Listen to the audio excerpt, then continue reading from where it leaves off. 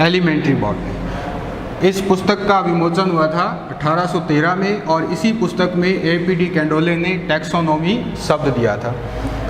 हम इसकी परिभाषा के बारे में जानेंगे और उसके बाद इसके साथ साथ ही एक और शब्द जो है वर्गीकरण के लिए आगे सिस्टमैटिक, ये एक सिस्टमैटिक जो शब्द है ये और प्रकाशन में आया, इसको भी हम कहते हैं वर्गीकरण।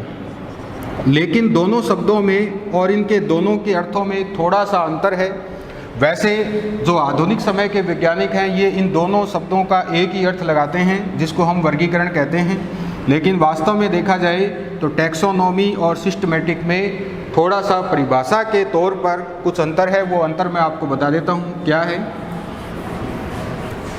अगर हम टैक्सोनॉमी की परिभाषा की बात करें तो वनस्पति शास्त्र की वह शाखा या वनस्पति विज्ञान की वह शाखा जिसमें पादपों की पहचान, नामकरण और वर्गीकरण का अध्ययन किया जाता है, इसे तो हम कहते हैं टैक्सोनॉमी यानी वर्गीकी। दोबारा से सुनिए, टैक्सोनॉमी की परिभाषा क्या होगी? टैक्सोनॉमी की परिभाषा होगी कि वनस्पति विज्ञान की वो शाखा जिसमें पादपों की पहचान, उनका नामकरण और उनके वर्गीकरण का अध्ययन किया जाता है। और ये परिभाषा दी थी GHM लॉरेंस ने, इसने ये परिभाषा दी थी। आपको याद रखना है परिभाषा किसने दी थी? GHM लॉरेंस ने। और पादपों की पहचान, नामकरण और वर्गीकरण के अध्ययन को ही हम क्या कहते हैं? वर्गीकी कहते हैं। अब हम बात करते हैं सिस्टमैटिक शब्द की। सिस्टमैटिक शब्द जो है वो कैरोलस लीनियस ने दिया था। सबसे पहले आपको ये याद रखना है कि ये शब्द किसने दिया था? कैरोलस लीनियस ने। कब दिया था? 1735 में दिया था। और कौन सी पुस्तक में दिया था? तो इसने एक पुस्तक लिखी थी जिसका नाम है सिस्टेमा नेचुरी। इस पुस्तक के अंदर इसने सिस्टमैटिक शब्द दिया था। अब हम इसके अर्थ की बात कर लेते हैं, इसकी परिभाषा या इसका मीन क्या है। सिस्टमैटिक और टैक्सोनॉमी वैसे तो समानार्थी शब्द हैं, लेकिन इसमें और इसमें अंतर क्या है? हम ये कह सकते हैं या कुछ वैज्ञानिक ये भी कहते हैं कि जो टैक्सोनॉमी है ये सिस्टमैटिक का एक भाग मात्र है। यानी व्यापक रूप से अगर हम देखें तो वर्गीकी जो व्यापक शब्द है वर्गीकी के लिए वो है सिस्टमैटिक, और टैक्सोनॉमी क्या है? केवल इसका एक भाग है। क्योंकि सिस्टमैटिक में अगर हम देखें तो पहचान, नामकरण और वर्गीकरण इनका अध्ययन किया जाता है टैक्सोनॉमी में, और सिस्टमैटिक में देखेंगे तो इन तीनों के साथ साथ इंटर रिलेशनशिप और डाइवर्सिटीज यानी कि पादपों में आपस में अंतर संबंध और साथ ही साथ डाइवर्सिटी यानी विविधताओं का भी अध्ययन किया जाता है। तो दोनों शब्द, दोनों के मीन या दोनों की परिभाषाएं अलग अलग हो गई हैं। टैक्सोनॉमी यानी पहचान, नामकरण और वर्गीकरण का अध्ययन, जबकि सिस्टमैटिक पहचान, नामकरण, वर्गीकरण और उसके साथ साथ पादपों में आपस में अंतर संबंध और डाइवर्सिटी यानी विविधताएं, उनका भी अध्ययन इसमें शामिल किया गया है। तो अगर हम देखें सिस्टमैटिक के अंदर ही क्या है? टैक्सोनॉमी है। तो व्यापक रूप से सिस्टमैटिक शब्द का प्रयोग भी किया जाता है, और वैसे इन दोनों का अर्थ एक ही है। परिभाषा आपको यही याद रखनी है, पहचान, नामकरण और वर्गीकरण।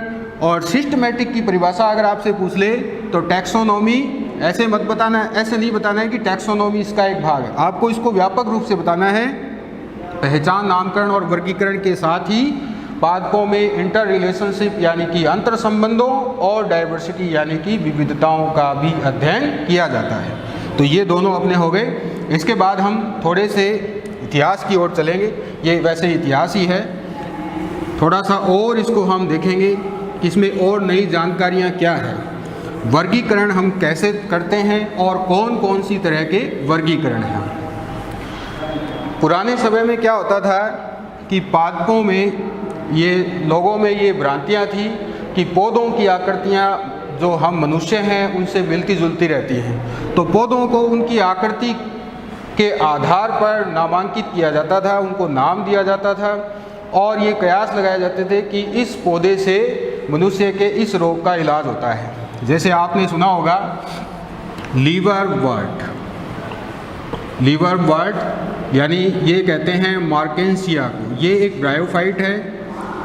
तो इस पादप का नाम जो है वो लीवर वर्ट इसलिए रखा गया है क्योंकि इस पादप की जो आकृति है वो कैसी होती है, यकृत की तरह होती है, इसलिए इसको लीवर वर्ट कहते हैं। इसी के अंदर जैसे रिक्सिया है, ये जो प्लांट है वो भी इसी में आता है।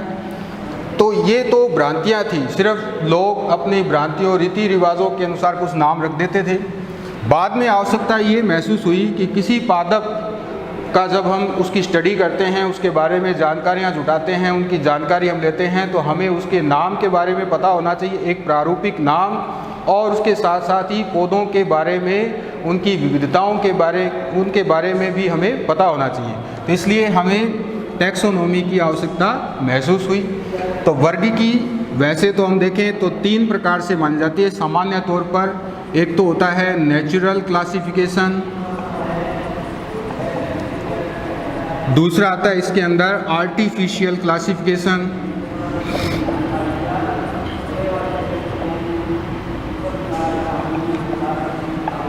और तीसरा आता है इसमें फाइलोजेनी।